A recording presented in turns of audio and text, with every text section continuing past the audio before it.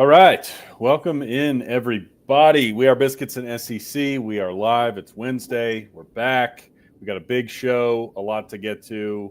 As you can see on the rundown over there, a lot of Week 10 games to recap. Hugh Freeze, of course, has been fired from Auburn.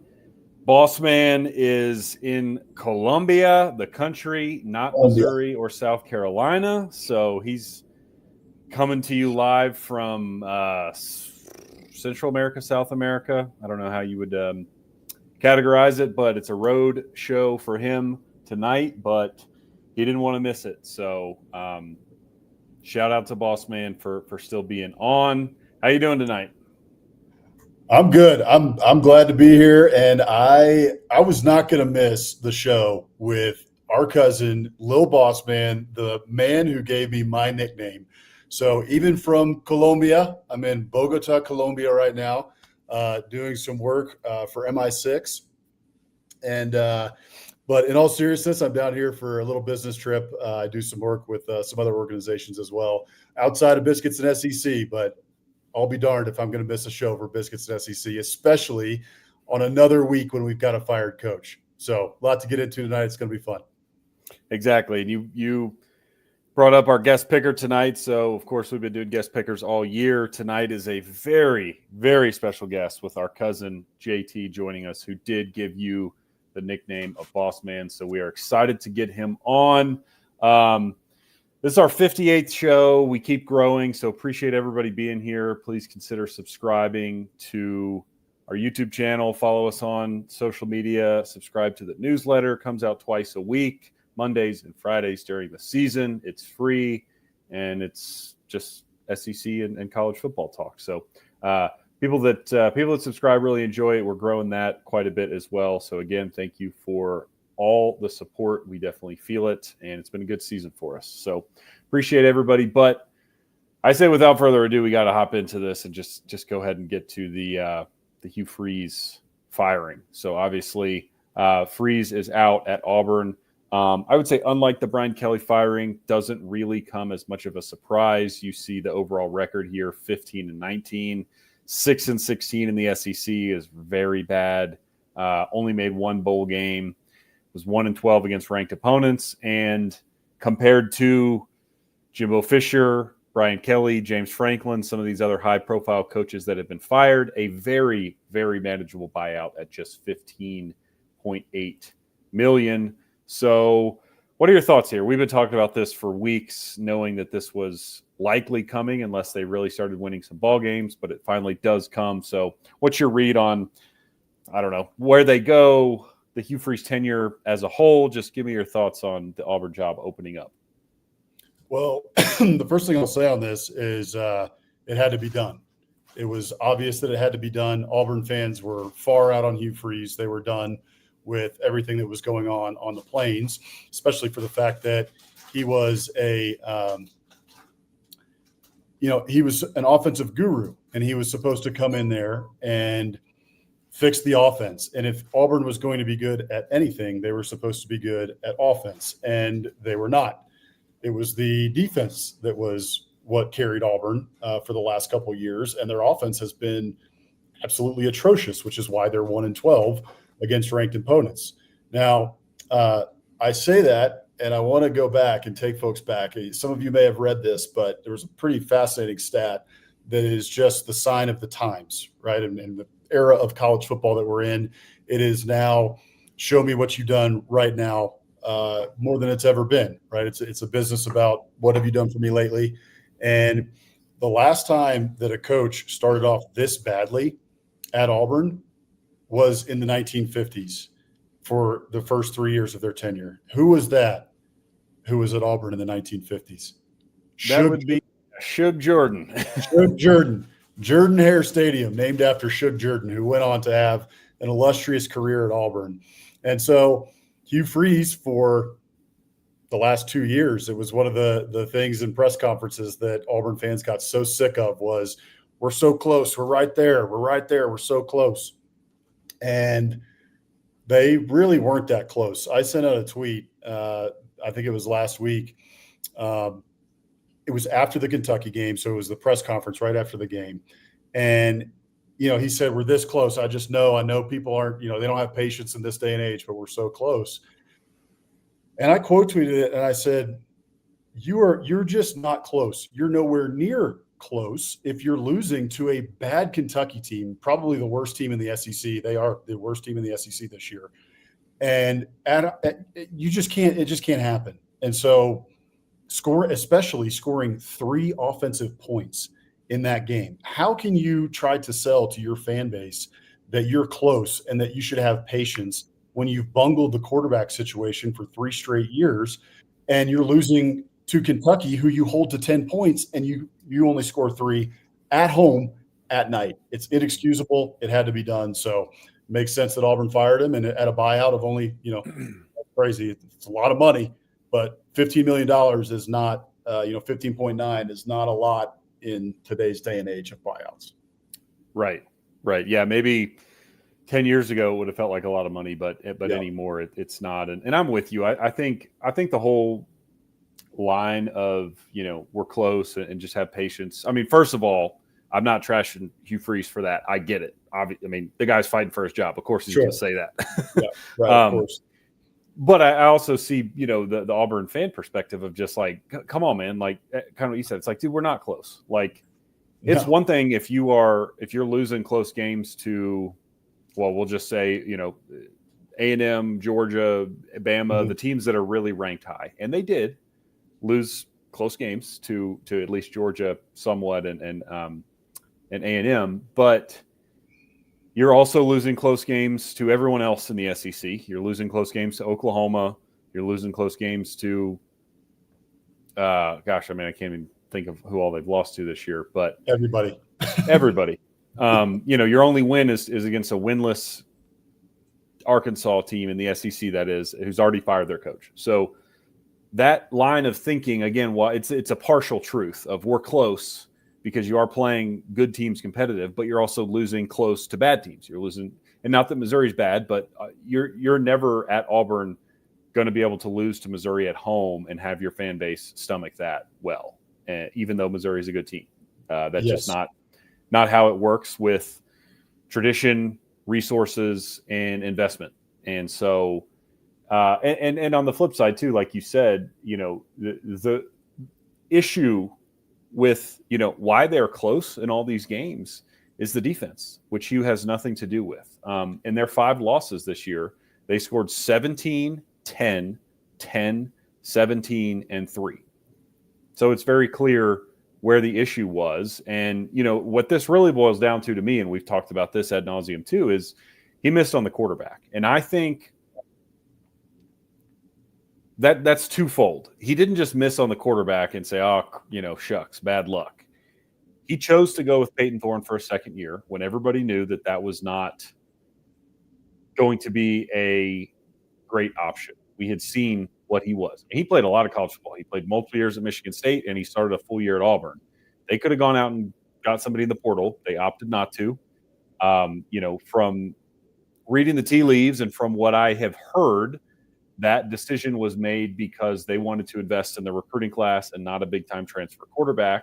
And that's fine. But, hey, man, you're going to put your chips on the table like that, then sometimes you're going to lose the hand because by doing that, he knew this year was the year. And he went all in on Jackson Arnold, and it didn't work out. And, again, he brought this up too, like whether it was last year or this year. I'll give him a pass for year 1 because I think Peyton Thorne, late in the cycle was a fine transfer pickup for year 1. But year 2, bad decision. And then this year with Jackson Arnold, whatever. Like, I'm sure if Auburn didn't pick him up, another probably pretty good school would have picked him up because of his recruiting pedigree, but you just missed. And there's guys all over the sport that transferred this past year that are doing well. We don't, Fernando Mendoza. Anyway, we don't need to name them all, but there's guys that are doing well. Yeah, apparently Tom Tuberville told him to get. No, don't know if there's any truth to that, but Dieog Pavia beat you in your house and you didn't go after him. And look what he's doing in the SEC.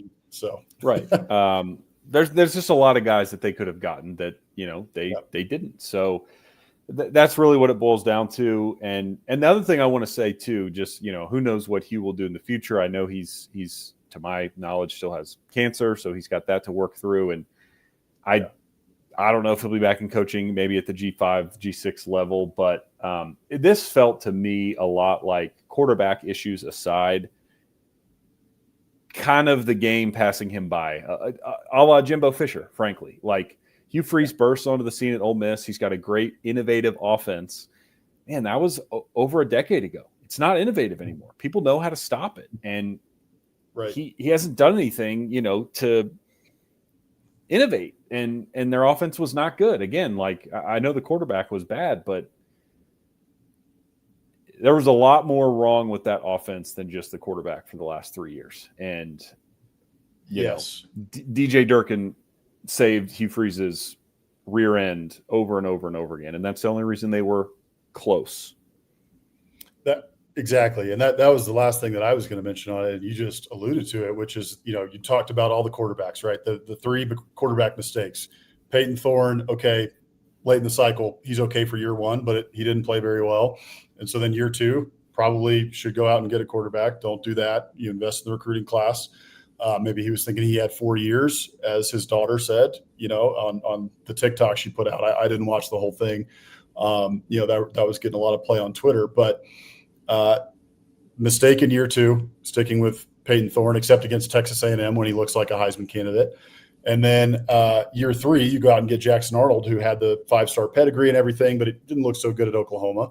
But hey, Peyton Thorne put something out. There was multiple former Auburn players putting things out on social media with, kind of cheeky GIFs or images or graphics, basically like, hey, yeah, we kind of saw this coming because we were in the room for 2 years and it was not good. And so I don't even really know if you can blame everything on these quarterbacks, because I think, like you said, the Hugh Freeze offense, it's just not innovative anymore. I mean, I listened to Zach Blackerby of Locked On Auburn. Shout out to him. He does a great job. And he mentioned how, and we used to talk about this ad nauseum with, ex-A&M coaches. With Kevin Sumlin, it was the bubble screen. If we saw a bubble screen, we'd lose our mind because all they did was run the freaking bubble screen, and it rarely ever worked. And by the third or fourth year, everybody knew how to stop it. They knew what was coming. And then with Jimbo Fisher, it was like, this offense, they have so much of it on tape. He hasn't changed anything, and your wide receivers cannot get open. No one is getting open. There, you have corners draped all over receivers, and that's also a failure in recruiting in terms of the receivers not being able to get open. So that was the issues with A&M. With Auburn, they were all pissed off about, you've got all this talent. You went out and got Singleton. You've got Cam Coleman. I mean, talent-wise, the best wide receiver in the SEC, potentially even in the country. And all they're doing is running, 10-yard outs, 10-yard comebacks, and they're running 15-yard comebacks. All these Auburn fans are looking at the tape and watching these games, and they're like, all we're doing is running down the field, and they're doing hooks. What the heck are we doing? Run a dadgum, fly route, run some posts, change it up. What is going on? And so he just wasn't able to get out of his own way. And so I don't blame this all on the quarterbacks. I think it really was Hugh Freeze's offense. We saw it for 3 years, and it didn't work. 1-12 against ranked opponents, 5-19 overall. Proof is in the pudding. And so he's gone, and Auburn's looking for a new coach. Yeah, they are. And in terms of where they go, I really don't know. I've read some stuff. I mean, it's possible, depending on how they finish, maybe Durkin could get a serious look here. And yeah, I don't know. I don't know that would be the worst thing. I mean, he's a good defensive coordinator, at least. And we don't need to get into what happened off the field at his time at Maryland, but he didn't really. There's not enough of a sample size of him as a head coach to say definitively one way or the other if he's good or not. So it sounds like he may get a legitimate chance. And then, man, beyond him, I because it's so crowded, I have no idea, right? I mean, you're going to hear the same names for Auburn that you're hearing for Florida, LSU, and Penn State because it's a marquee job. But in terms of how those dominoes fall, I have no idea. I don't think Lane is in the running for this one again, given how that went last time. But other than him, John Summerall, Rhett Lashley, gosh, who else would they, go after? Kenny Dillingham, Willie, these are the names you're going to hear. Do any of them want Willie the job? Fritz. I mean, he's older, but Willie Fritz at Houston. I mean, Sure. I replied. So Taylor Beth Davis, ESPN reporter, and she went to Auburn, is a big Auburn fan. She put something out on her Instagram, just like, who should Auburn go after? And that was my first reply, was Sumrall. Like, Yeah. Hey, if LSU doesn't get him, if they're not interested because he's too small time, or who knows why, my first call is to John Sumrall, and I'm giving him a good amount of money. And I think that Auburn isn't the same as some of these other schools, LSU, or just Scott Woodward as an athletic director, in always going after like the big splash name, right? Gus Malzahn wasn't necessarily the big splash name. He was a good coach, but they Arkansas State. They hired at Arkansas State, and then they went after Brian Harsin, who not really a big splash name. People thought he could be a good coach, and he'd done very well at Boise, but not a splash name. Hugh Freeze was a splash name, and so do they go and try to go splash name with all this massively crowded market? Is there even really a splash name that's available right now other than Lane Kiffin? Not necessarily. So I look at what John Sumrall's done at Tulane, and that's why I replied to Taylor Beth Davis's Instagram saying John Sumrall, because he's my call at any of these jobs. Honestly, I think he's at the top of the list. Another one to mention is Brent Key at Georgia Tech. He's done an unbelievable job there. It's going to be very difficult to pry him away from his alma mater and what he has been able to do there. And frankly, selfishly, I love the fact that he has rebuilt Georgia Tech, and I love that this old power from the 70s, 80s, 90s is playing very well. And finally, the other one I would say too is Brom at Louisville for any of these jobs. Jeff Brom has done an incredible job at Purdue and now at Louisville, but also his alma mater. So I know that's the crazy thing, and it's going to be fascinating to see, not just for Auburn but for Florida, LSU, and Penn State as well, because you have so many big jobs open, and a lot of the candidates that people are interested in are at their alma mater. Clark Lee at his alma mater, Brent Key, alma mater, Jeff Brom, alma mater, Kenny Dillingham, alma mater. And so, I don't know. Like they're doing very well. Like they're obviously beloved. That's why they're in the running for these jobs, is because they are doing well and they are beloved. So again, beauty is in the eye of the beholder, and it all depends on what these guys want personally and what they think the potential is at their current job and at these jobs that are open. Because, I would say other than LSU, you could argue Florida, but more recently, at least, I would say LSU. These other jobs, I think, are great and better than, where those four names that I just mentioned are. But LSU is the only one that really you look at and you say, well, three different dudes in the modern era have won a national title, whereas nobody's done it at Penn State. One guy did it at Auburn, and one guy did it at Florida. I guess if you want to consider Spurrier modern era, you can, but I'm talking like BCS on, it was Urban and nobody else. So it'll be interesting to see where they go. But yeah, I mean, it's tough. Those guys are at their alma maters, and it's a different landscape out there, man. I don't know that it's any easier to win at some of those places, but do you want to start your clock over and maybe get fired in 2.5 seasons at Auburn or Florida or LSU? Or do you want to stay at your alma mater and keep winning, 8 to 10 games and be a legend? Either way, these guys are getting a big raise. That's for sure.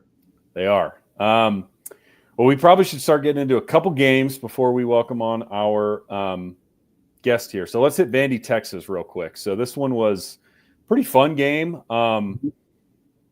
34-10 going into the fourth quarter, and then Vandy mounts a big comeback. They really started throwing the ball all over the yard. I thought my just real quick takeaways on this one, I thought Vandy looked pretty overwhelmed in the trenches on offense. They didn't run the ball well, which is unlike them. And Dieog Pavia got sacked 6 times. I think there was 10 tackles for loss. So the Texas front seven really got after them, and they couldn't quite handle that. And then Arch Manning looked good. I mean, we'll see if that Mississippi State game sparked something, but he goes 25 of 33, 328 yards and 3 touchdowns without a turnover. So probably his best game of the year. And so, Texas gets a good win. I'm not going to take anything away from them because that was a good Vanderbilt team, and they, hang on to win. That was the best Texas has looked all year. I mean, I tweeted it out during the game. This is what people expected in the preseason of Texas, to just be able to manhandle people. And this is the first game that Vandy has not looked like the better team in the trenches, except for maybe Alabama, right? Like, I think they probably in the trenches played Alabama even in the trenches, which is still a huge feat, right, for a Vanderbilt team. So going into this game with the way that they had played on the defensive line and on the offensive line as well, even with all the talent that Texas has, that was my question is, can they hold up against Texas? And everything up to this point has shown us that, yeah, they probably can. So we'll see how it looks. Well, Texas finally put it together at home, needing a big win, and they out-talented Vanderbilt from start to finish. That's the reason they won this game, in my opinion, is just because they had, this is one of the top 5 talent rosters in America. And that showed on the field on Saturday. And they were able to, I don't think Vanderbilt had a sack in this game, if I remember correctly. And like you said, Texas had 6 or 7.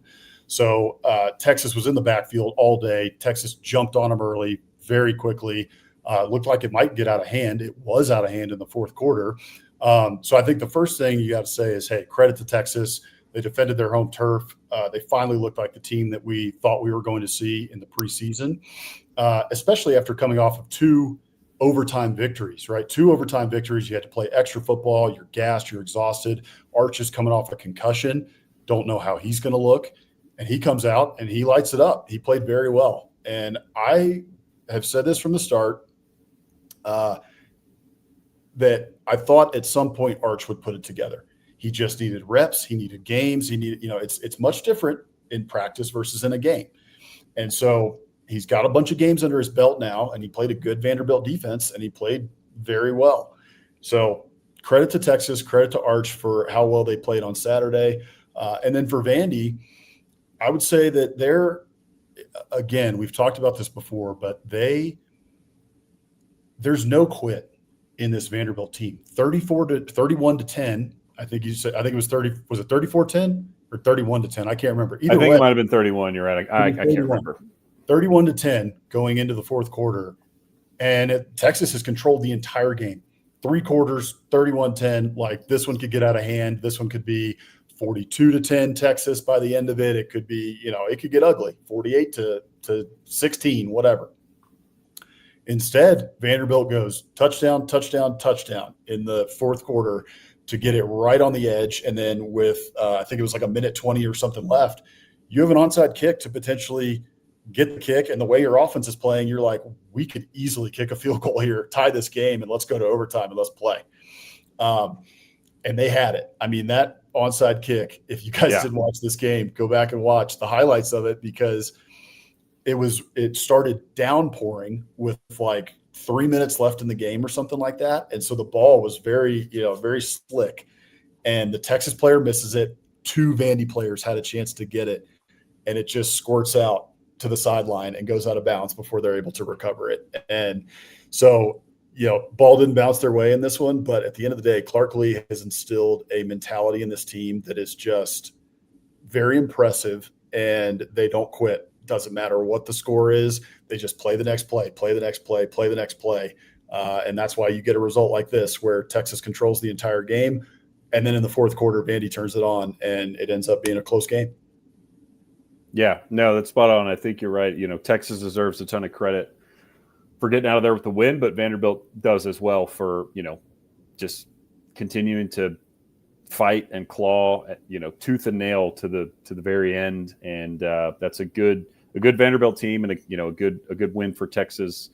And now both of them are kind of sitting there. I mean, we saw the playoff rankings come out. We didn't even touch on that. Maybe we can hit on that briefly at the end, but Texas is in the thick of it, sitting there at 11 or 12. I think they're 11th, and then Vanderbilt's at 16. So both of these teams still, I think, control their own destinies for the most part. So I think we might as well go ahead and welcome our guest on. We can get to the rest of these games on the back end. But let's go ahead and bring JT, a.k.a. Lil Boss Man in. Let me go ahead and get us a little tunes cranking here as an intro as we bring him on.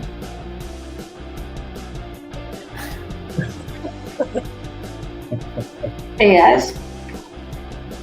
There he is. What is up, JT? Lil Boss Man. How you doing, buddy? Good to see you. Yeah. Good to see you too. Well, thanks for coming on. Again, for everybody watching out there, this is our cousin, JT, goes by Lil Boss Man. He gave Alex Boss Man his Boss Man nickname. So here's just a little bit of a background on our friend joining us. So there he is with his dog Fred, the diehard Florida State, Maryland, and Ravens fan. Kind YouTube consumer, one of the biggest SEC fans you will ever meet. I don't know about that. And a future Texas A&M fan once we convert him. So yeah, maybe A&M. Okay, all right, we'll take it. Well, dude, thanks for joining us. I guess before we get into our picks, JT, I think I've got a couple questions for you. We'll ask you about Florida State, of course, but before that, just let the people out there know the origin of the Boss Man nickname. So how did you come up with that for Alex? And what's the backstory there? Well, he's a boss, I think it just came to me when he was living with us for a little while. So yeah, it just came to me. We were having fun. JT and I got Little Boss. He did, yeah. So JT, I lived with JT and his family for about 6 months. I used to live in Washington, D.C. They used to live in Washington, D.C. as well. And so I lived with them for about 6 months. And JT was a little bit when I lived with him, he and his sister Molly. And we used to wrestle all the time. We have some big, knockdown, drag out wrestling fights. And JT was a tough out. He was a tough tap out, and Molly was too. Molly was like a Tasmanian devil. So taking both of them on was tough. But JT was very good at giving out nicknames. And so he came up with Boss Man for me. And then naturally, obviously, he had to be Lil Boss Man. So that's where it came from. And yeah, man, it's great to have you on. It's under a little bit difficult circumstances, which I'll let Hank get into. And so we'll get into that. Right. Yeah. So my first question, we'll get to picks after this one, but my first question for you, JT, is just give me a pulse on the Florida State fan base. So of course your mother, our aunt, went to Florida State. You and your mom and your family are the biggest Florida State fans that I know. And so it's been, a tough. Last year was very tough. This year started out great with the win over Alabama, but now Florida State sits here at 4-4. There's, I don't know, Mike Norvell. Does he get fired? Does he stay? I know the athletic director has said that they're going to wait till the end of the season, but as a Florida State fan, we want to hear it from the source. How are you feeling about the team, the rest of the season, about Mike Norvell? What are your thoughts on what's going on in Tallahassee? Yeah, well, last week I would have said fire him and pick up Penn State's old coach. But after what we did to Wake Forest, I changed a little bit. I want to keep him now. Okay. I think he's a good coach, but he hadn't won an ACC game in almost a year and a half, so it's not exactly great. That's pretty bad. Yeah. Hey, another question I have for you is if you guys end up, firing Mike Norvell, and I'm with you, I think he's a good coach, and so I hope that he gets it turned around and figured out. But if he doesn't, and if you guys, end up firing him, can I interest you in Jimbo Fisher? No. Would you like to bring him back? No. Not without he left us. No. Last Florida State coach to win a national title, Jimbo. Yeah, well, it should be Norvell from that 2023 season, but It's Could also have been. the SEC, the SESPN, SEC, right? Yeah, so that's what kept us out of there. A little bit of bribes, but oh good. man, I don't know Good. about I don't know about all that, but you think of one by the loss way, to Alabama? No. you gotta think here. We're coming up towards the holidays and Christmas time, so I just think that you ought to hide your Christmas tree because Jimbo Fisher is well known to discard Christmas trees during this time of the year. So be sure to hide your Christmas tree. As you guys would know. Yep. We have it in the back of our house. We're not putting it anywhere near the front door anymore. Fair. Awesome. Well, let's go ahead and get into our picks here, JT. So we've been doing guest pickers every single week, right? And so this is how everyone's done so far. We've got Rivers, Huey, Gabe Bach, and Drew TAMU leading the pack at 4-3. Then we've got quite a few. We've got Ellie Mae, Emily Grace McGorder, Cruz Oxenrider, and Easton Bach sitting there at 3-3. And then Daily Joy, Stingray Steve, and Cornbread Cowboy bringing up the rear at 2-4. So, JT, the door's kind of open. Like 4-2 is a good week, but we're still missing the elusive, 5-1, 6-0 week. So you could be up there. I'm either going to be like 1-5 or 5-1. There's really going to be no in between space there. Like that. That's totally fair. And honestly, we pick games against the spread every week. You, of course, are too young to gamble, and I would recommend you don't end up gambling even when you are of age. We like to pick games against the spread. However, I have not bet any actual money this year because typically I am not good at picking against the spread. So I do it for fun, but kind of stay away from actual skin in the game because it is so difficult. But I'm excited to see how you do. We'll hop into our first game here. As you can see, LSU at Alabama. LSU just fired their coach, Brian Kelly, no longer the head man there. They've got an interim coach. Both teams are coming off of a bye week. Alabama has, since losing to your Florida State Seminoles, looked very good, of course. That's their only loss. And right now the Tide are favored by 10.5 points. What do you think happens in this one? Do you think LSU stands a chance, or is Bama just going to roll and cover this spread easily? No chance. LSU, with their coach, has had trouble scoring like 20 points. So, yeah, unless they do what Florida State did, there's no way this is a close game. Not even 10.5. Okay. I love it. So JT is picking the Tide. Do you think it? Why do you think it's the Tide? Do you think it's because of Ty Simpson and how good he's playing? Do you think it's because of the defense? What do you think puts Alabama over the top? I think Alabama just is a more complete team. I can't believe I'm saying this, but I think they're better than LSU. Really, they have the hot hand. They're playing better, and yeah, it's kind of what's going through my head. Ryan Williams, but yeah.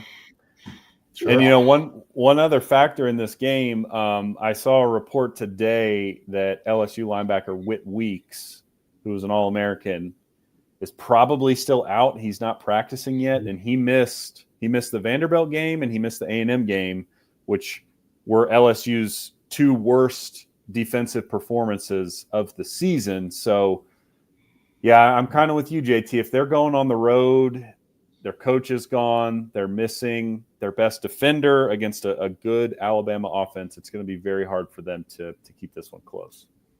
Yeah.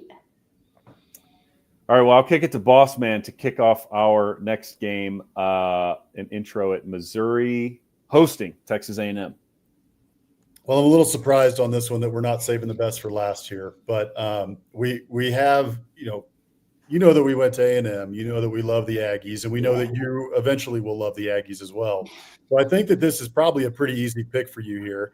And if you don't pick the Aggies, I think we can just end the stream.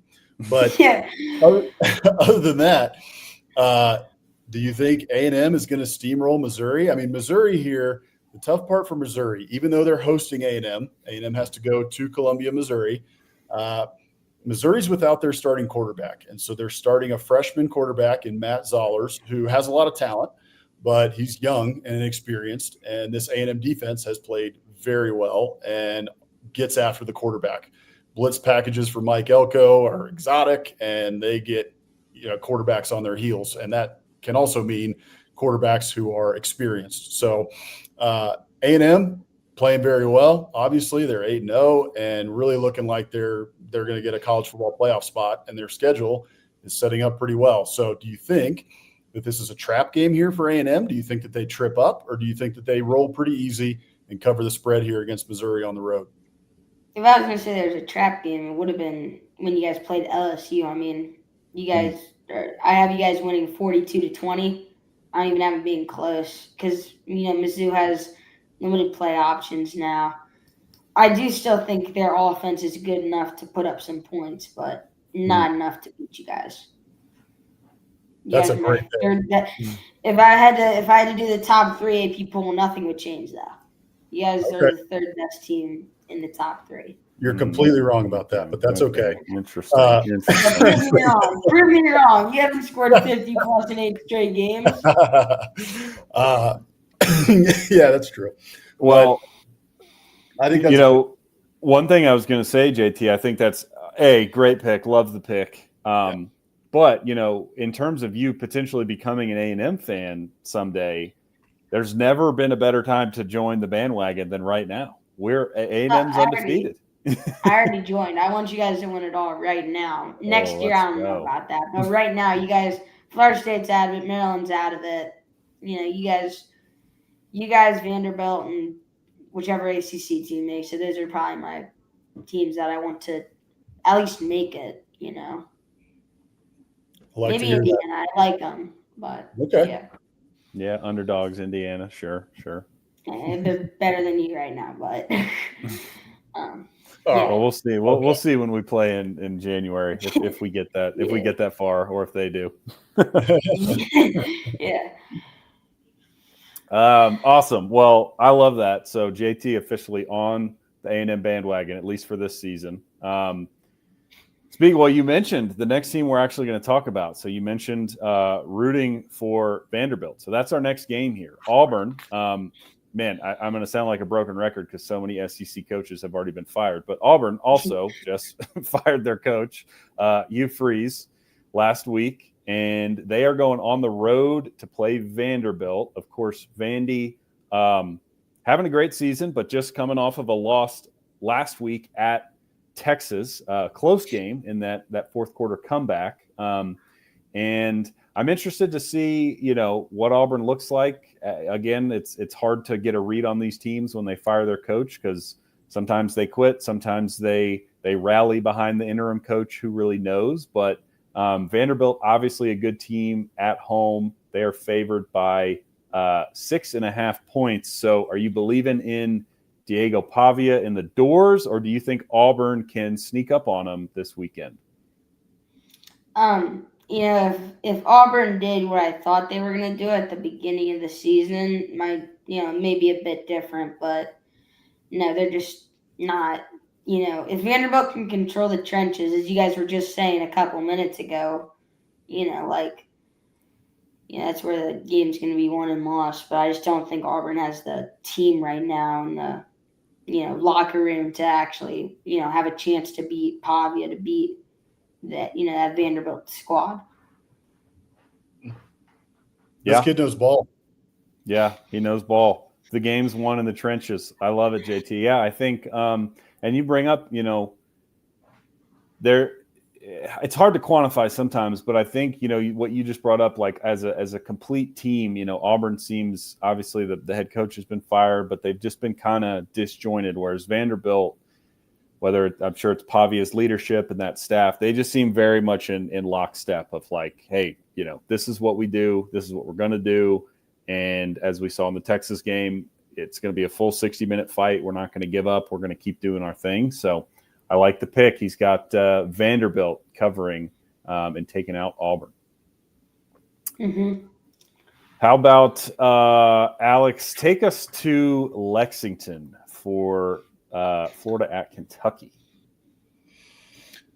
Well, Kentucky gets a nice win last week over those Auburn Tigers that we just talked about, and that's what ends up getting Hugh Freeze fired. They really just went on a rampage, scoring 10 points and beating Auburn 10-3, but they got the win. And in some previous games as well, Cutter Boley has looked very good. He's starting to figure it out. They scored 34, I think it was, against Tennessee. They got blown out, but they scored 34 points, which we haven't seen, I don't think, that many points from a Kentucky offense, and it's been a while. So Florida, on the other hand, fired their coach as well, along with multiple other SEC teams. So Billy Napier is out.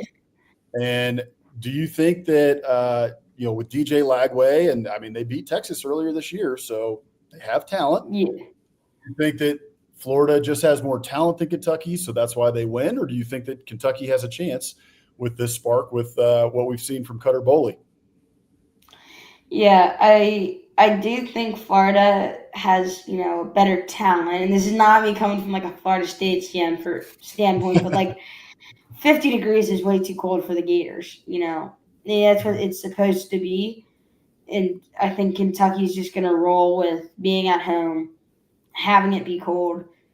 I don't have them scoring much, nor Florida, because, they both lost their coach. Florida's coming off a close loss. But, yeah, no. I don't know what the, 3.5 is the spread. 3.5. Actually, so basically, yeah. So what's your score? 17-13 Kentucky. Oh, so Kentucky covers. Kentucky wins. Covers. Okay. Yeah. Well, if that happens, that means that Mark Stoops, he's probably next on the chopping block, although his buyout is a little bit prohibitive. So if he wins this game, I think he gets to stay for another week and he gets to continue coaching the Kentucky Wildcats. Lose to a Florida team that fired their coach and hasn't had the greatest year, that might put you right back on the chopping block. So it'll be interesting to see, but you got them winning. So I like it. Yeah. I like it too. I like your weather play, right? Like you said, hey, Florida going up. It's going to be a little chilly. I mean, everybody knows Gators, they need it to be hot and humid and steamy. They can't handle 50 degrees. So I agree with JT. I mean, this is a no-brainer. Come on. Yeah. All right. Let's see. Now our next game, and then we're going to have you pick the Clemson FSU game last, of course, as a Florida State fan. So our next game is Georgia going to Starkville, Mississippi to play Mississippi State. So this is an interesting game. Mississippi State has been very improved this year and pesky. They've lost to Tennessee and Texas in overtime at home. And so now Georgia's going to Starkville. So we'll see how they do. And then for Georgia, this is kind of a potential trap game, right? So they played last week against Florida in that big rivalry game, that world's largest outdoor cocktail party, got the win. It's a close game, but got the win. And then next weekend, Georgia plays Texas. So again, kind of a trap game spot where it's like in between a rivalry game and a big game. They go to little old Mississippi State on the road, and the cowbells are going to be ringing. So what do you think happens here? Do you think Georgia's just too good and they roll and get the win and cover here? Or do you think Mississippi State will give Kirby Smart and the Bulldogs a lot of trouble here and maybe cover or even win this game? I think they're gonna win the game. I think Mississippi State's gonna, they've been so close so many times, and I think they're, Georgia. I mean, I like Georgia. I trust them, but I think Mississippi State's gonna have more heart to win this game. They may come out. They need to come out fast in the first two quarters, and then just hope that's a big enough cushion for the next two when Georgia comes fighting back. like they usually do. But I think it'll be enough. But and Georgia hasn't really been playing good on the road so far. Like they haven't really scored more than 20-something points, except for the Vanderbilt game, but not Vanderbilt. Tennessee game. Yes. Yeah. I guess really the only time they've had a good away game.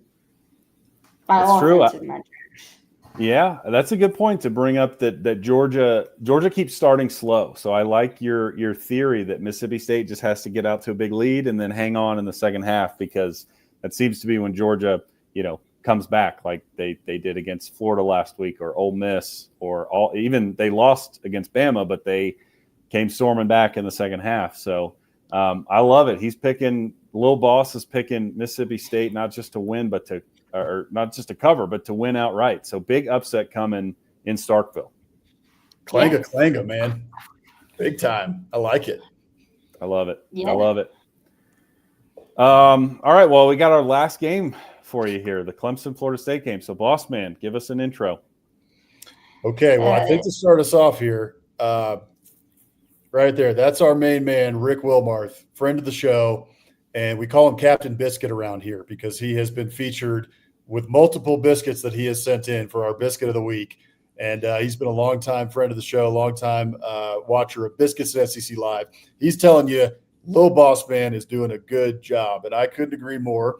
This guy right here, he might be a recurring guest picker. I'll just say that. He's doing a dadgum good job here. So we'll see what he picks here. I'm interested to see, because I think that knowing how bad Florida State has been this year, that maybe Clemson might get Florida State at home. It's hard to go in to Memorial Stadium at Clemson and get a win. I don't care how bad the Clemson Tigers are. So, I mean, look at this right here. The stadium pulse for Lil Boss Man is just through the roof, because Florida State at 4-4 has to go into Memorial Stadium in Death Valley in Clemson and get a win. And it's been tough to do that for the Florida State Seminoles in the last couple of years. Now, Florida State, we're curious to see if you think that they're going to win by 100 or by 1,000. But do you think that Thomas Castellanos is able to go into Memorial Stadium, get a big win? Clemson pretty wounded, hasn't been a good year at all. Dabo Swinney's on the ropes. He's having a lot of trouble in the press conferences and everything like that. And I honestly don't even know. I know that Cade Klubnik was hurt. Full transparency here. Our mother went to Clemson, and I actually went to Clemson for a year before I transferred to A&M. So don't hold it against me, everybody out there. And Lil Boss Man holds it against me all the time. But that being said, do you think the Florida State Seminoles get a big win this weekend in Clemson in a rivalry game on ACC Network? Yeah. So, I mean, Clemson's defense is what matters here. Like, if they're able to stop us from running the ball, from like make us throw the ball, they have a chance. As I want to say, like they have a good chance. I think it's going to be tight through the first three quarters. And I think at Florida State, Clemson's wounded. They just gave up 46 to Duke. So that's not exactly a great look. And losing that one up 7, up 14, and blowing it, that's kind of a tough loss to, handle. So, yeah, I do think – and there's something different about last night's – or when we played Wake Forest. Like, there's something different there. So, I think we pull away fourth quarter, win 38-27, but – it could definitely go much different playing in Death Valley. But I think Clemson's fans are kind of done with this year. And there's no way Clemson's firing Dabo Swinney, or else they'd be insane. Yeah, I agree with that. I think it would be insane to fire Dabo. It's one bad year. The man has brought them to multiple national title games, brought them multiple national championships, all of that. So I agree with you there. I don't know. Is this a night game? I can't remember if it's a night game or not. 7 p.m. ACC Network. So they're pushing them to the side. They didn't want to give them the marquee channel, but JT he doesn't deserve the marquee channel. Yeah, at this point, but JT, I got to give you credit here for pulling out the Duke statistic, because Big Boss Man just introed that like it's hard to go win in Death Valley. And I'm looking at this schedule and I'm like, I just saw LSU, SMU, Duke. All these teams are going into Death Valley and winning this year. So why not FSU? We're better than all of them. We're better than all of them. We should be killing them. That's right. They want to be they think this. Yeah, no, you got. They got that Clemson graveyard out there. They ought to just put themselves in it this year. Yeah. Fans probably gonna do that if they lose in this game. They'll probably come the next day and just nail themselves in. Yeah. I know. And you know what, JT? I was looking at the Florida State schedule. So let's say your prediction comes true and Florida State wins this weekend at Clemson. They're 5-4. And then they have NC State, Virginia Tech, and Florida. So those are all winnable games. Now, they're all losable too because Florida State's lost to Stanford and some not very good teams. But we don't need to talk about that. Oh, I'm just saying, if you get the win this weekend, I feel confident that the Noles are at least going bowling. You're going to be back in a bowl game if you guys can pull it out this weekend. I mean, if we can even if we lose to – well, actually, we need to win 3 of our next 4 games for ESPN even to think about giving us one. But, we just gotta if we can beat an SEC team or both SEC teams on our schedule by a lot of points, I mean, I think it would show that the bottom half of the AC is better than the top of the SEC. Let's just put it that way. All right. You guys, number 4 team in the country, lost to one of the worst ACC teams. Look, man, you were doing so good here, and you just tanked it with that comment. You got to know your audience here, man. What are you doing? I don't care. I don't really care. Take me off the show. I made my picks now. He's going off guns a-blazing. That's right. Yeah. Hey, take this, all you SEC fans. That's right. Yeah, really. That's right.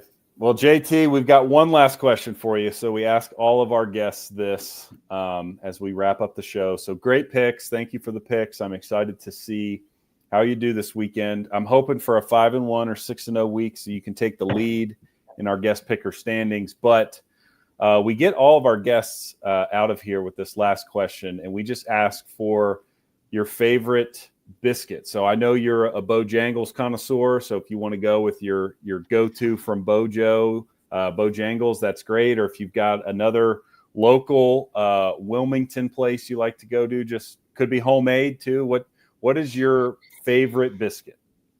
Probably Bojangles. It's probably my favorite, but it's got a bit of stiff competition with like Hilton's. I don't know.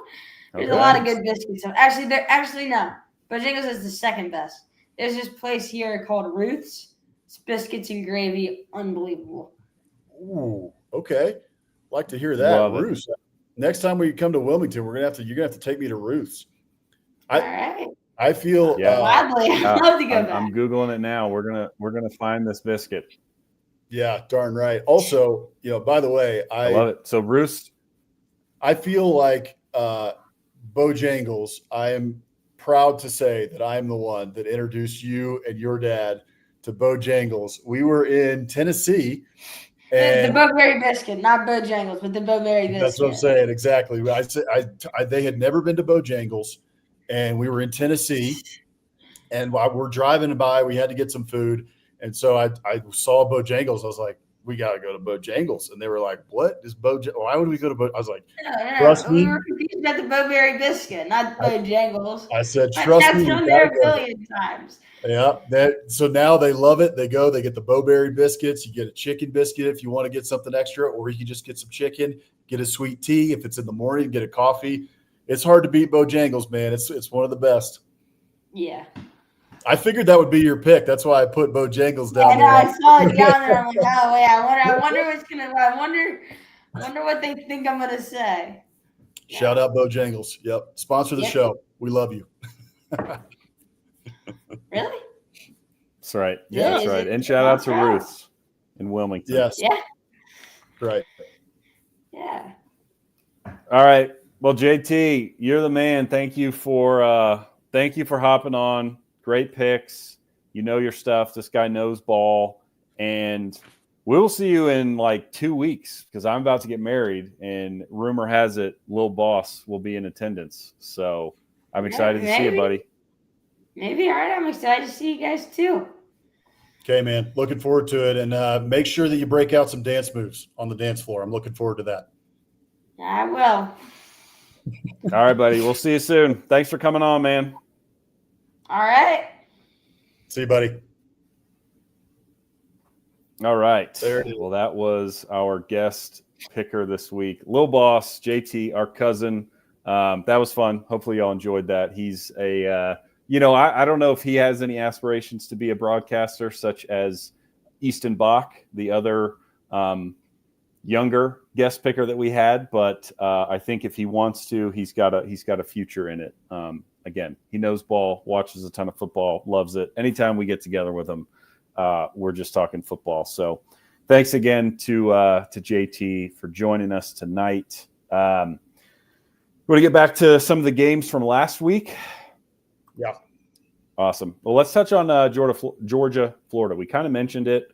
I don't have a ton to take away from this game other than it felt like a lot of Georgia games this year where they just made plays at the end to win. They need to drive late, 7-play, 82-yard drive to score with 3 minutes left, and they get the win. So what were your takeaways from this one? Yeah, I think there's really two things to take away from it.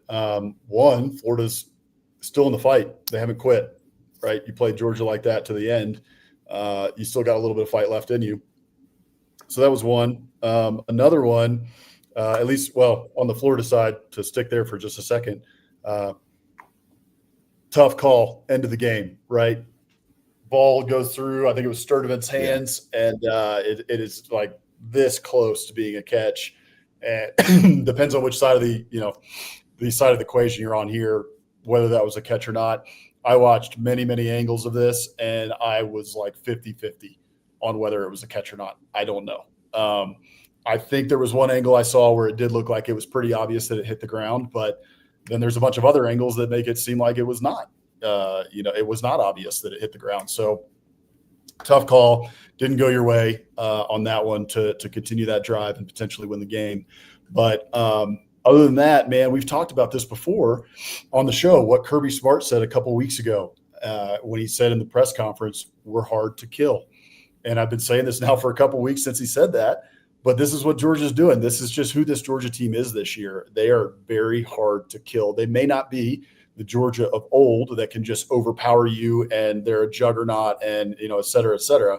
But they have a mentality that they are just tough to kill. And we are Georgia and we should beat you. And we're going to beat you no matter how we have to do it, whether we have to beat you in a shootout with Tennessee or whether we have to beat you in a knockdown, drag out, knife fight in a phone booth like they had to do against Florida and how they've had to do it against multiple other teams this year. So Georgia's just tough to kill, still in the fight. Gunnar Stockton makes plays when he needs to. And again, vindication for Biscuits and SEC Live with Gunnar Stockton. We were singing his praises in the preseason. Many others were down on him. And he just continues to make plays and look like one of the better quarterbacks in the SEC. Yeah, he does. I know statistically, and for full games, there's definitely better quarterbacks. But when it comes to crunch time in the fourth quarter, I don't think there's been a better quarterback in the conference so far. I mean, he's making big time plays when they need him the most, and he did it again. So good for Georgia. Again, we brought up they've got an interesting game this weekend. Will Boss picking Mississippi State to get the upset? I could see it. So the Dogs better bring it in Starkville. Speaking of Mississippi State, we can hop to that one real quick, and then we've got a couple other games to get to. But my takeaways from this one, I didn't have a ton. Again, other than like great for Jeff Lebby and Mississippi State, first SEC win since 2023. I think that they'd lost their last 16 or 17. Obviously, his first win there, and not all those losses were on Jeff Lebby that preceded him. But great win for them. They come back from 14 in the fourth quarter. I mean, that's another team that has been fighting all year and is not quitting and has just been coming up short. Mm-hmm. They finally get over the hump with this one. I mean, that play was just awesome. It's fourth down. He throws it into the flat. A guy breaks a couple tackles and just will not be denied. I think that was Evans on the reception. So that was really fun to see. And then my takeaways on the Arkansas side, man, is we kind of even said this before this game, but I think the Bobby Petrino experiment has run its course. I don't think there's really any chance that he actually is a legitimate candidate for the job. They just haven't looked very good. And in this game,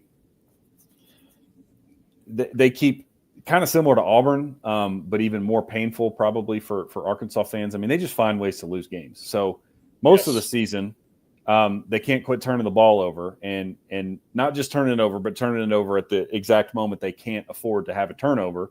Well, in this game, they don't turn the ball over, but they just go ahead and have 18 penalties for 193 yards. So, again, I think the Bobby Petrino, whatever momentum he may or may not have had when he got the interim tag, I think is probably gone, and they're, we'll be looking elsewhere. And that team, that's just another tough loss. I mean, a 14-point fourth quarter lead, you blow it. That's brutal. Yeah, I mean, brutal to be an Arkansas Razorback fan right now. It's been brutal for years to be a Razorback fan. It's been brutal for some other fan bases as well, Florida, Auburn, A&M for a long time until Mike Elko. Texas until Steve Sarkisian. I mean, there's these periods of time where schools just go through this. But for Arkansas, it's been since Bobby Petrino, in the early 2000s or whatever it was, 2007 or 8 or, around that time period. So yeah, just rough for the Arkansas Razorbacks to blow a lead like that against Mississippi State. And they just find ways to lose games. Like you said, there's just no explanation for it. It just, one week it's the turnovers, the next week it's the penalties, and they just can't get out of their own way. And it's unfortunate because they're wasting Taylon Green, who, sure, he turns the ball over at times, but talent-wise, if you put him on another team in the SEC, he's one of the best quarterbacks in the SEC. I mean, the kid is super talented. Now, on the Mississippi State side, I'm just happy for him, man. Like Jeff Lebby, they've been knocking on the door. They've been so close. This team is so much improved, especially from what we thought they were going to be in the preseason, right? I mean, I think I picked them to go the under. I can't remember if I picked them at 3 or 4 wins, but I picked them, not to have a good season, and they're having a pretty good season. And they should have had a couple other wins, in the past few weeks. Just weren't able to get it done against Texas or against Florida.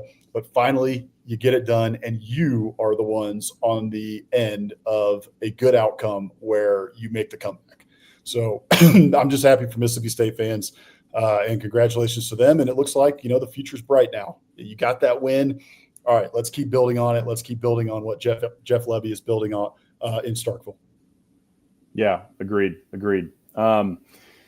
Let's see. Let's go to Neyland. How about? I think the last two we can kind of touch on real briefly, but this was a big game that I think deserves some conversation. So I'll be the first one to admit, I mean, I'm eating crow on this one because I kind of thought Tennessee was going to run away with this one. I thought 3.5 was pretty low spread, but Oklahoma, man, they really impressed me with that. I mean, coming off of the loss that they had to Ole Miss at home, to go on the road at night to that environment and really just out-muscle Tennessee was really impressive. So, my takeaway was that is a tough team, and Venables clearly has their minds right, and they, as we're talked about with a lot of these teams, but like those dudes are fighting, and it showed up big time in this one in the trenches, right? So they kind of bullied Tennessee. They had 8 tackles for loss and 4 sacks. They ran the ball extremely well. They had a tailback, Xavier Robinson, I think, went over 100. Mateer had 80. They had 192 yards as a team. And then on the flip side, they held Tennessee to 63 yards rushing, and then obviously forced the scoop and score, which was awesome, dude. R. Mason Thomas just dude, start giving that guy the ball on offense. He can run. I mean, that was impressive. Just running with that guy for 10 yards on his back and then finally throwing him to the ground before he gets into the end zone. That was awesome. And then, the 2 interceptions, I give credit somewhat to Oklahoma for forcing those, but also those were just awful decisions by Joey Aguilar. Don't really know what he was doing on either one of those. It looked like he kind of just threw up a prayer deep over the middle, and you give credit to the Oklahoma secondary for A, being in position, and then B, making the play and, not dropping it. But, I mean, both of those balls were just thrown in double coverage and really bad decisions. But I was just impressed. I didn't think that Oklahoma could do that on the road. And they proved me wrong. So good on the Sooners. Yeah. Hey, shout out to my friend Adam Villio. He called me out when I made my pick last week, and I said I thought Tennessee was going to roll. I thought, look, nightmare at Neyalnd, man. Nightmare at Neyalnd. And the doing the blackout uniforms. Tennessee has an incredible atmosphere for those nightmare games. And Oklahoma turned it on its head and made it a nightmare for the Vols. And so my friend Adam Villio, he called me out in the DMs. He sent me a DM. We went to high school together. And he said, ain't going to happen. Oklahoma's going to roll. No problem. We're going to take care of the Vols. He said, you're going to regret your pick. Adam, I regret my pick. You were right. I told him, I said, look, it takes a big man to admit that he's an idiot. And I'm that big man. And so, I'm admitting it. Pat me on the back for that. But made a dumb pick here, and he was right about the Oklahoma Sooners. I was impressed with them, like you said, the defense. We know the defense is very good. They disrupted everything that Tennessee wanted to do all night. The Tennessee offense was discombobulated. They never seemed to get very much of a rhythm going. The turnovers obviously helped Oklahoma, hurt Tennessee. But that is not an easy environment to go in and get a win. And we've talked about this going back like last week and 2 weeks ago. And Oklahoma, looking at their schedule and what they had just done by losing 2 straight games, it was like, all right, man, this one could get out of hand pretty quickly. And what have they done? They've come back and they've won against Tennessee. And now you look at their schedule and you've got Alabama, Missouri. I'll pull it up here. So you got Alabama, Mizzou, and LSU left. Well, you know what? That doesn't look so intimidating anymore, does it? I mean, Alabama, of course, that's going to be a tough one to win. But then Missouri, without their starting quarterback, and LSU, not very good. LSU is not good. And so you get them at home, and that looks like a win now. So, I mean, now it's in front of Oklahoma. I don't think they're going to be going to the playoff or anything like that, but I do think that they have a chance to go to a very good bowl game and build for the future and get to somewhere like a 9-3, 8-4 kind of thing. So I think that takes Brent Venables off the hot seat. I kind of think he already is off the hot seat. And so anyway, credit to Oklahoma. That's a tough environment to go into. And they got the moxie. They got the win. John Mateer's looking better, looking like he's getting, much more healthy from the thumb injury that he had. So if you're an Oklahoma fan, got to be excited about what you saw. Yeah, I think so. I'm interested to see. I don't know. Depending on how if they lose to Alabama, depending on how close that game is, don't count out a 9-3 SEC team. And I'm not even saying that that's deserved. Now, granted, if Texas is 9-3 and Oklahoma is 9-3, Texas is of course in ahead of them. Texas was ranked ahead of them, as they should be in the rankings this week. But man, based on the rankings that came out, and we might as well just touch on this briefly if you had any thoughts. I didn't even put a graphic together, but I got one for us if we want to. It's not a great graphic, but we at least got it. We can talk about it. It's possible that there could be a 9-3 SEC team. And like I said, I don't even know if I necessarily agree with that, but a few things that stood out to me. It seems very clear the ACC is a one-bid league. Mm-hmm. Obviously, the G5 is going to get somebody in, the G6. But, BYU and Texas Tech play this week. So one of those teams is going to be dropping. And it's very Big Ten SEC heavy. And I'm just saying, depending on how the dominoes fall, man, I think there could be a 9-3 SEC team that sneaks in there. You're not wrong. So, yeah, maybe I am wrong, about Oklahoma, right? You can just keep winning. Just keep winning. If you can win And if you can get to 9-3, with say you lose to Alabama, but then you win your next 2 against Missouri and LSU, yeah, you're going to have a really strong argument. And that's because of your losses, right? Like you've got a loss to Texas, who currently ranked ahead of you, probably won't be when they lose to A&M at the end of the year. But and then your other losses to Ole Miss and to Alabama, which, at least 2 out of those 3 teams, potentially all 3 teams, could be in the college football playoff discussion and potentially in the college football playoff at the end of the year. So get to 9-3, you have a real argument to get in. Right. I mean, again, just for context here, Texas and Oklahoma, Notre Dame is the top 2-loss team right now, sitting there at whatever they are, 6-2, which, by the way, I think is insane. I'm sorry. I think Notre Dame is a really good team, and I think certainly playoff caliber, but resume-wise, I don't understand that. The team that beat them, Miami, also has 2 losses and is somehow 8 spots behind them. I saw the Notre Dame ranking and I thought, that's just the committee loves Notre Dame because it's Notre Dame, and B, which in my opinion, that's fine. I mean, there's a lot of big brands that get the benefit of the doubt. That just is what it is. But the thing that bugs me is it tells me that when you lose matters, which I don't think should be the case because, again, Miami beat that team, and now we're sitting here and they have the exact same record, and Miami's 8 spots behind them. And the only reason they're 8 spots behind them is because Miami's lost 2 of the last 3 games they played, and Notre Dame's won 6 in a row. Because otherwise, I don't know. It's who they lost to, though, right? It's at SMU, and they lost to Louisville. Louisville's a good team right there, 15, ranked ahead of Miami now. But losing to Louisville and then to SMU, I think the SMU loss is really what's pushing them back. Man, I think that's true. I guess my biggest qualm with it, maybe it's not even that I'm not even saying Miami necessarily should be ahead of Notre Dame, but 8 spots feels drastic to me. Especially when you look at Notre Dame, like, again, they won 6 in a row, but one of those was against a ranked team in USC, and the rest of them were a bunch of nobodies. So it's not like they're out there beating high-quality teams. So anyway, that bugged me a little bit. But back to my original point, Oklahoma. So Notre Dame's the top 2-loss team, but then Oklahoma and Texas are sitting there, the next 2. And they are ahead of Virginia, Louisville, and Georgia Tech out of the ACC that all only have 1 loss. So, again, it feels to me that only the ACC champ will get in.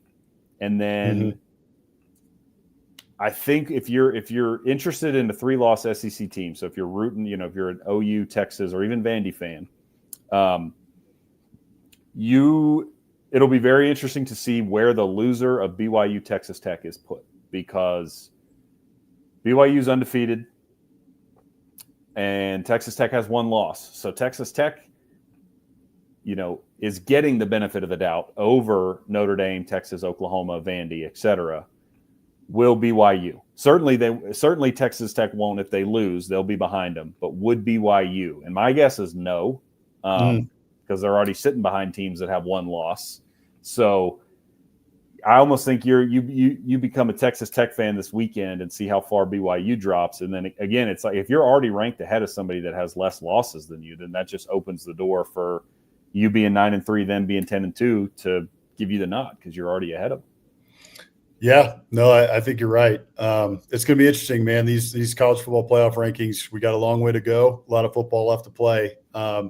Kind of rooting for the Who's a little bit, man. I mean, I feel like I'm the home improvement guy over the fence over here. Yeah. Like, hey. What do you got going on, Tim the Toolman Taylor?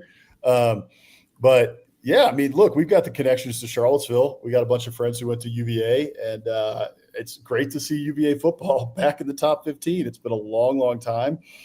Tony Elliott's doing a great job there. So, first college football playoff rankings, great fodder, but a lot of football left to play. Agreed. Well, let's go rapid fire on these last 2. Any takeaways from this one? I know, Mike Shula, of course, was dismissed after the game on Sunday. That also probably a long time coming, but Ole Miss just keeps rolling. Yeah, Ole Miss is headed for the playoff, and it'll be interesting to see what that means for Lane Kiffin. Does he leave Ole Miss in a great situation, or does he, have stars in his eyes and he decides it's time to check it out at LSU or at Florida? I don't know. But aside from that, Ole Miss has it going this year, and they're focused on what's going on in the next few weeks. And I think that they're college football playoff bound, if I had to guess. This is a very good team, very tough to defend. On the South Carolina side,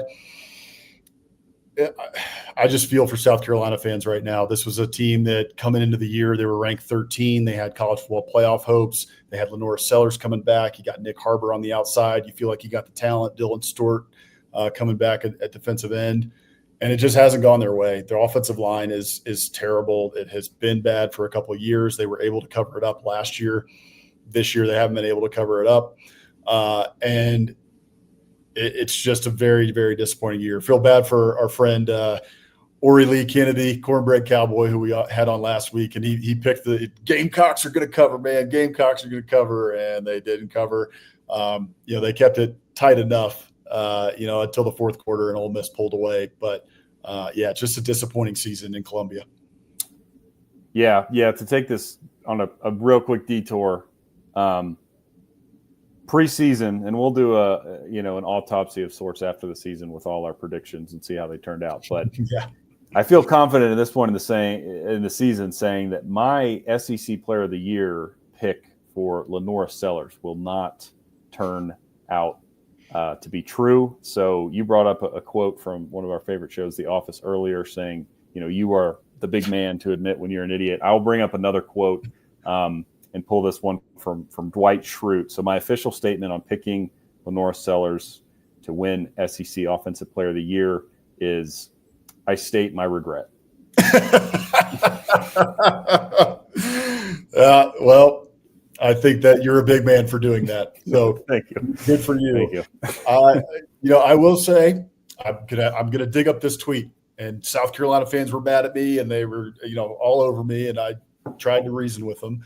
But so I think it was Ghost who covers Texas football, and he put out a tweet in the preseason. He just said, of the SEC teams, who do you think has the potential to have like a disaster season or the most disappointing season based on their expectation level in the preseason? And I replied and I said, I think it's South Carolina. I'm not sold that they replenished the talent that they had from last year. I'm not sold on this offensive line. And I'm just not sold that they're going to be a top 15 team in the country and competing for a college football playoff spot. I have been wrong about much, but I was not wrong about that. I have been vindicated on that one. And the offensive line thing has come to fruition. They're just not good. They don't give Lenora Sellers enough time. And defenses have figured out that if you can get pressure on Lenora Sellers and if you can bottle him up in the run game, they don't have a whole lot in the passing game that they can overcome. So anyway, that's all I got to say about that.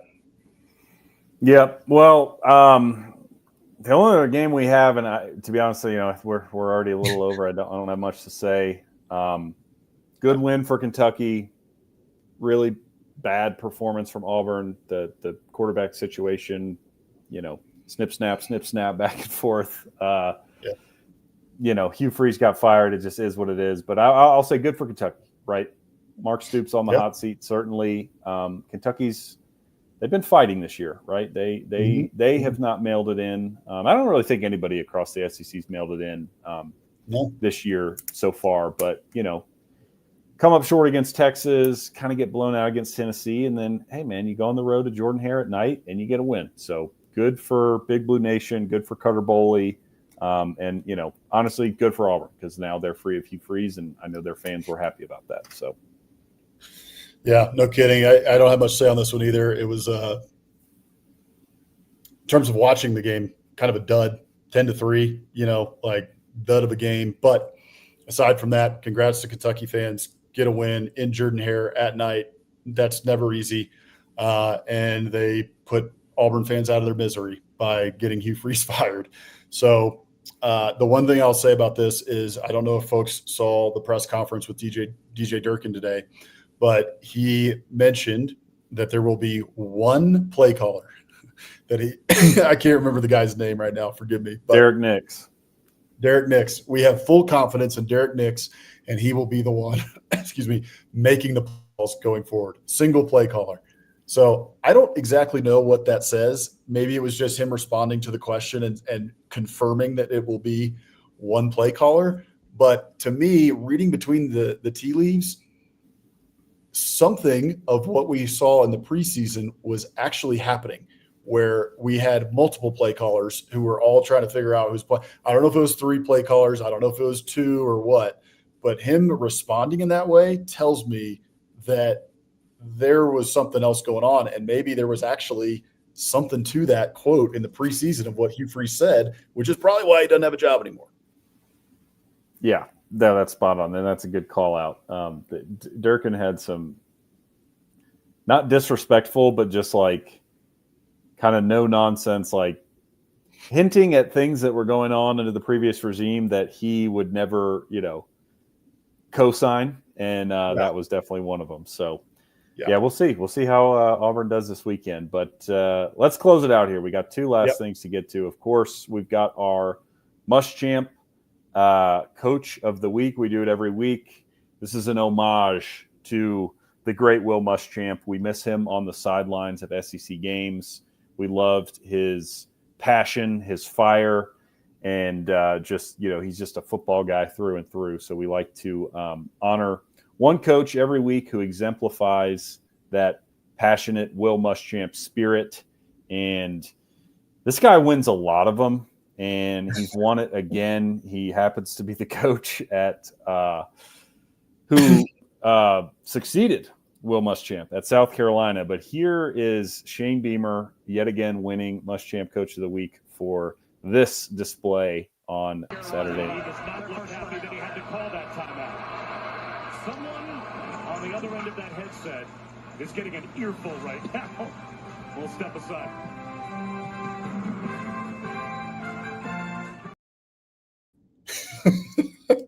So I'll say maybe it wasn't the best week for Muschamp Coach of the Week. So we didn't have a ton of options, I didn't think, unless we missed something. But the reason, what put this over the edge to me, because coaches yell into their headset a lot. What I loved was the back and forth. He's screaming, and then he pulls it, and then he's like, I'm not done. And then he puts it up again, and then he pulls it back down. I mean, 3 times he goes from screaming into the headset to trying to contain himself to, no, I'm not done screaming at you, And obviously, we've come to know that he was chewing out Mike Shula and then ended up firing him. So tough year for South Carolina. Shane Beamer, I love the passion. He's got it. Yeah, he does. And yeah, you're right. 3 times going back to the well. I'm not done. I'm trying to hold it in. I'm trying to control myself. And this is so dadgum bad that I just have to rip my offensive coordinator a new one. Not once, not twice, but 3 times. Yeah, that was pretty funny display. Not for South Carolina fans, because obviously it was ugly and in a loss. But yeah, that is a great Muschamp Coach of the Week. The passion is there. It is there. Yeah. Shane Beamer, he wears his emotions on his sleeves, and I respect that. I love that about him. And so he wins this award a lot. He does. We'll close it out with our Biscuit of the Week. So again, we do this every week. If you have submissions or you want to be featured, send us an email, drop us a line on, any of our social media platforms, DMs, whatever, or just tag us on social media. I'm sure we'll see it. And we'll be happy to feature you. But you put this one together, so take us away with our Biscuit of the Week. Sure. So friend of the show, Ellie Mae Williamson, who we had on a couple of weeks ago, she covers the Vols for TPL Tennessee. Go check out her work if you don't follow her already. She does a great job over there. But she mentioned a couple biscuit spots when we asked her what her favorite biscuit spot was. And one of them was Ruby Sunshine, which you have actually been to in Knoxville. Fantastic place. You gave it great reviews. Ellie Mae gave it great reviews as well. But she had another one that she mentioned, and so I wanted to look that up and check it out. And so our Biscuit of the Week this week is from Cafe 4 in Knoxville, Tennessee. You can see right there on the left, that is some chicken and waffles. And that looks absolutely amazing. And then on the right there is their chicken biscuit. And I think that's some gravy on top there. I think there's some cheese under there somewhere too. But some biscuits and gravy there. But that's a big piece of chicken. So fried chicken biscuit. with some gravy on top. Looks amazing. And then I added this one down below. You can see, I think it's an espresso martini, but they do this Tennessee, the block tea right there, and they put it in the middle of that espresso martini, which was getting rave reviews on Instagram. So I felt like it had to be featured tonight.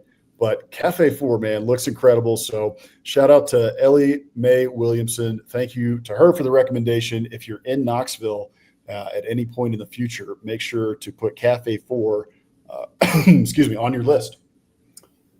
Yeah, that looks delicious. Yeah. I have to say, too, any chicken and waffle plate that has, of course, syrup, but also gravy means you're in the right spot. If you're getting gravy served with your chicken and waffles, it's going to be good. It's going to be very good. So, yeah, shout out Cafe 4. That looked awesome. And shout out to Ellie Mae Williamson for the recommendation. That will do it. We have gone an hour and 25 minutes. Bossman is down in Bogota, Colombia. So, God knows where. It could be 5 a.m. for all we know. I mean, who knows what time it is down there? But doesn't matter the ball. Doesn't matter the hour. That's right. Well, thanks for joining us from south of the equator or maybe north of the equator. My geography is not very good, but thanks for joining us tonight, and thank all of you for joining us tonight. We appreciate it. We're Biscuits and SEC. We're growing. Appreciate all the love we've been getting. Tell your friends about us. Subscribe to YouTube, our socials, to the newsletter, etc. It just helps us out. Everything, of course, is free. So we just appreciate all the support that y'all have been showing. And we'll be back next week, same time, same place. See y'all then. Appreciate y'all. SEC After Dark tomorrow for picks. See you guys tomorrow. Yeah, good call.